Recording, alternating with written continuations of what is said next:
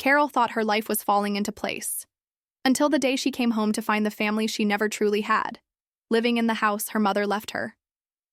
What followed was a twisted battle over a legacy, where the truth about family, betrayal, and the price of forgiveness would push her to a breaking point. This is the story of how one woman fought to reclaim her home, her past, and her sense of self from the people she trusted most. My name is Carol, and I'm 22 years old. I just graduated from college, and I've got a story to tell you about my house. Well, technically, my mother's house, or it was until she passed away from intestinal cancer 4 years ago and left it to me. Mom was always the planning type, even before the cancer diagnosis. She made sure everything was in order. The house was hers, free and clear. She bought it before she even met my dad, and thank God for that foresight. She made sure I knew about the will, too.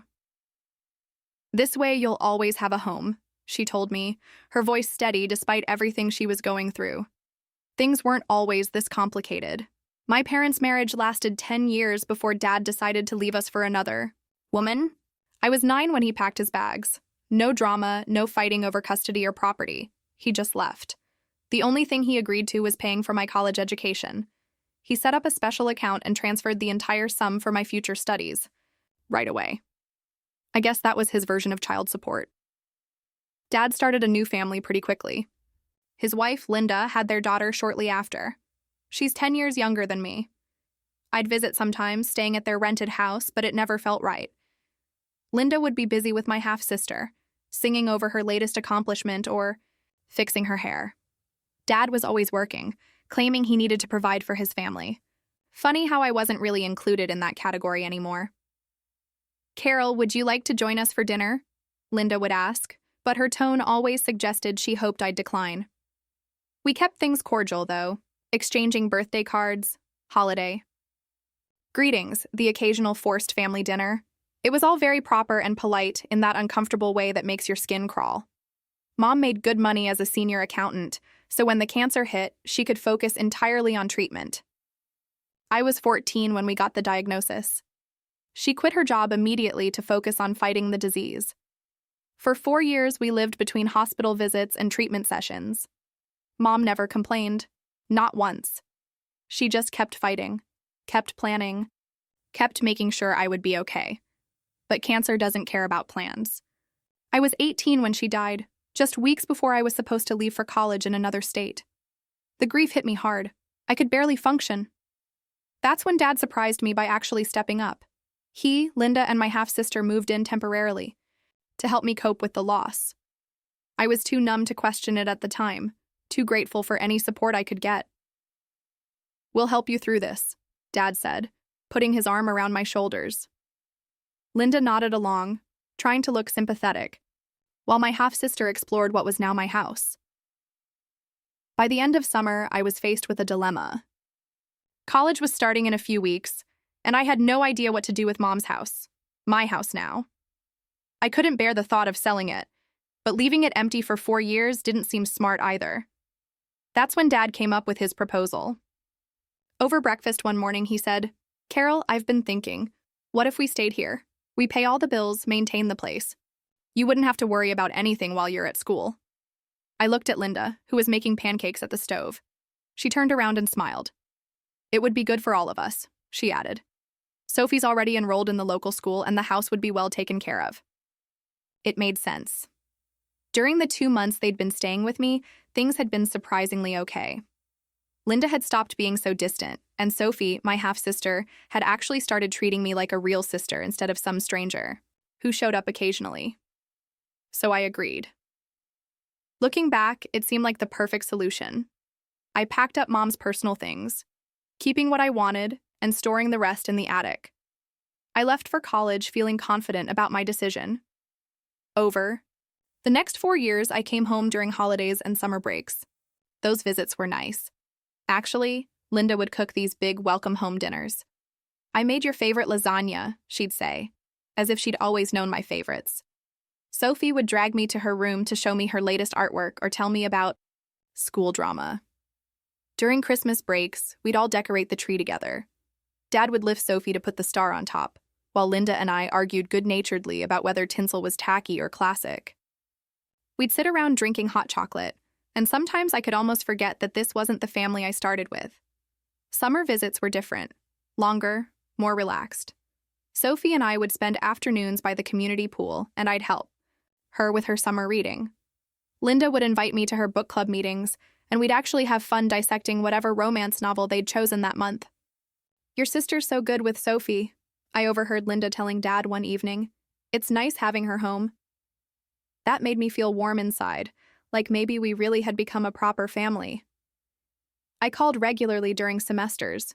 Weekly chats with Dad about my classes, catching up with Linda about house maintenance. "The roses you planted are blooming beautifully, Carol," we'd talk about. And FaceTime sessions with Sophie, who kept me updated on her middle school adventures. Everything seemed perfect. We'd created this strange but functional family dynamic, built on the foundation of my mother's house. I never imagined it could all fall apart so quickly. But I guess that's the thing about houses. No matter how solid the foundation, you never know what's going on behind the walls. Finally, at 22, with my degree in hand and a job lined up back home, I was ready to start the next chapter of my life. I'd already accepted a position at Marshall and Brooks Financial in my hometown. They'd interviewed me via Zoom and offered me the job right away. Everything was falling into place perfectly, or so I thought. The taxi dropped me off in front of my house on a sunny June afternoon. I stood there for a moment, taking in the familiar sight. Mom's rose bushes were in full bloom, though they looked different from how she used to maintain them.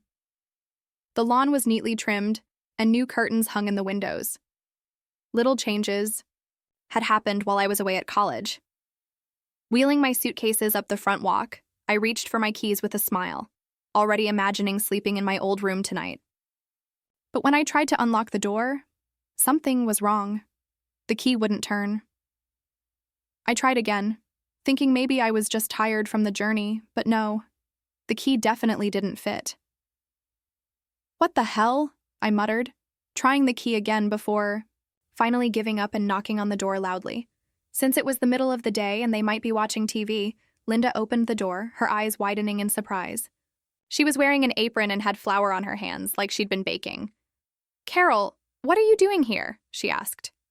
I wheeled my suitcase inside, noticing Dad and Sophie in the living room, both looking equally startled by my appearance. Sophie was sprawled on the couch with her phone, while Dad sat in his favorite armchair, Mom's old armchair, reading something on his tablet. "What do you mean?" "I live here," I said, looking around at what seemed like subtle changes to the living room decor. "Why were the locks changed?" Dad touched his neck. "That nervous habit he's had since forever." "Oh, that. Yeah, I changed them. Last month for safety. You know, there were some break-ins in the neighborhood." "You could have told me," I said, trying to keep the annoyance out of my voice. "Or sent me a new key. I mean, this is my house." "We weren't expecting you," Linda said carefully, her arms crossed over her chest. She wiped the flour off her hands and looked increasingly uncomfortable. "Why not?" I asked. "I graduated last week. I told you guys I was coming home to start my new job." I looked between them, feeling increasingly uneasy. Something was off about their reactions. Sophie had even put down her phone and was watching the scene unfold with an odd expression. "Carol," Dad cut in suddenly, standing up. "Can we talk in the office for a minute?" I followed him into Mom's old office. My office. Now. The room still had Mom's degrees on the wall and her collection of financial reference books on the shelves. He closed the door behind us, and I noticed his hands were shaking slightly as he turned to face me. "Listen, honey," he started, his voice low. "There's something you need to know. Linda, well, she thinks this house belongs to me." I stared at him, not comprehending what he was saying. "I told her it was my house," he continued, not meeting my eyes, "that I gave it to your mother and you out of kindness after the divorce, and that after your mom passed, it reverted to me. She thinks she'd just been living here because I allowed it." I must have stood there gaping at Dad for a full minute before finding my voice again. My first instinct was to storm out of the office and tell Linda everything. Now I understood her surprised look when I showed up. In her mind, I was just some freeloader trying to crash in their house. "I have to tell her the truth," I said, moving toward the door. But Dad caught my arm. Please, Carol, he begged, his voice barely above a whisper. Just give me a little time. I'll find us a new place to live, I promise. I just need to figure out how to tell her without destroying our marriage. Destroying your marriage? I hissed. What about what you're doing to me? He pulled a set of keys from his pocket, holding them out like a peace offering. These are for the new locks. Please, sweetheart, just a few weeks, that's all I'm asking. Let me handle this my way. I took the keys, feeling sick to my stomach. Fine, I said finally. But this is insane. Dad, you know that, right? He nodded, relief washing over his face. Thank you, honey. I'll make this right. I promise. But things started going downhill immediately. At dinner that night, the atmosphere was thick with tension. Linda kept shooting me these looks across the table, all her previous warmth gone.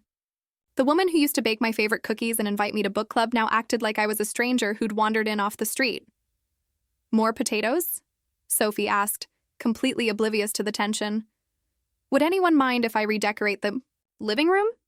Linda asked suddenly, not looking at me. The current setup is a bit dated.